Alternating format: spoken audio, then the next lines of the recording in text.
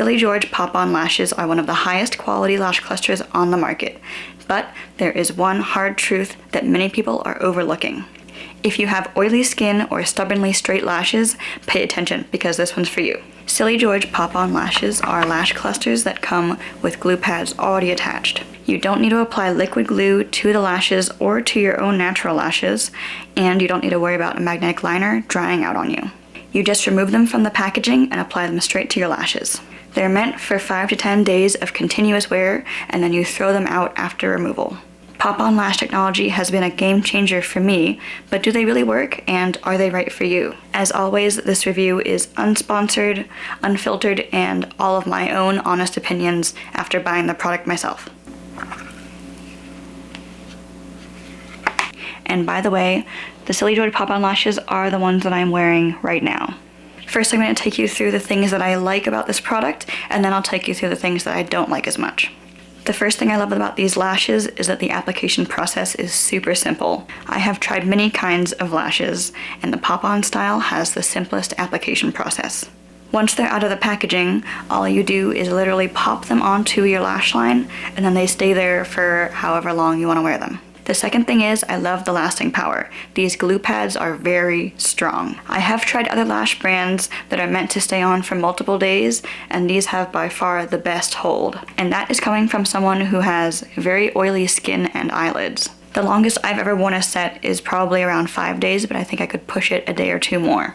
For me, they last as long as I want them to, and my oily eyelids do not compromise the longevity. I personally always feel like taking them off around day 5, so I haven't tested a full 10 days of wear. Be warned, the strong hold can be a double-edged sword. The glue pads are meant to go on once and then hold on for dear life, which can make the application process more difficult if you're a beginner. It's very difficult to make adjustments once the glue has set along your lash line. You can't take it off and try again, repositioning it. The third thing I love about these lashes, specifically compared to other brands, is the styles that they have. The rosy style is by far my favorite lash style out of any DIY lash brand I've ever tried. And the rosy style is the one that I have on right now, and I feel like it's kind of natural looking, kind of fluttery and a little bit spiky without being too much. It's just perfect for me and for my smaller eyes. However, I don't love everything about them. The following things don't work as well for me. Number 1 is the packaging, more specifically, how hard it is to remove them from the box. There is a substantial learning curve with using these lashes. Even though application is simple, getting to the application step is kind of hard. Yes, the lash card does come out of the box, which helps, but the lashes are attached to the card with some pretty strong adhesive. It takes a lot of effort and care to remove them from the card without damaging the lash structure itself or the glue pad. This is by far the hardest part of application for me, just getting them out of the box safely. I realized that one of the reasons I was struggling so much with removing the lashes from the card was because I was using the Silly George lash tweezers. And let me tell you, the Silly George lash tweezers are not very good. The tweezer part of them, the most important part, doesn't squeeze together completely flat and flush, so it doesn't have enough hold on the lash to pull it off without slipping. So what happens is the tweezers won't be holding the lash consistently, and it'll slide up into the glue pad as you're trying to pull it off the card. And if the tweezers run into the glue pad, then consider that cluster done. The glue pads are so strong that they will just latch onto whatever they come into contact first, whether that's your lash line or the tweezers. And because the glue is so strong, removing that lash cluster from the tweezers will almost always ruin the glue pad. It'll just change the shape. The glue will kind of pull and string out and then curl back up once you get it off. I made this mistake so many times when I was first using to learn these lashes, but once I switched to higher quality tweezers, I had a lot less trouble and I was sacrificing a lot fewer clusters. Also, be warned that pulling on the lashes too hard during removal from the card can crimp them at weird angles, so it doesn't look like a nice smooth curl anymore. It might have a crimp in it. The best way to remove them is in one smooth, fluid motion, but that's kind of hard to achieve unless you're using really good tweezers with a good hold. All of this is to say that you need to be very careful during the removal step. This is not a thing that can be rushed, so if you're looking for a lash cluster that you can use really quickly on the go, this one might not be for you. The second thing that I don't really love about these lashes is not being able to wash your eye area thoroughly. With these pop-on lashes applied, you have to be really careful about not getting your eye area too wet, which means not using face wash directly there, not like rubbing the area with your hands when you're washing your face, and not submerging your face completely under the shower. Personally, when I wear these lashes, I just use a damp Q-tip to gently clean the eye area. And it makes it much harder to remove eye makeup completely if you wear eye makeup through the day and then want to remove it at night.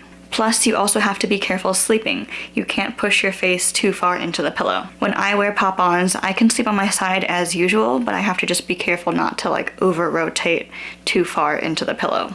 Many brands, including Silly George, offer sleep masks that protect your lashes while you sleep, so if you're more of a chaotic sleeper, those can help if you don't mind wearing a mask. The first two cons are not deal breakers, they are manageable, but if you have naturally straight lashes, you need to pay attention to this last point.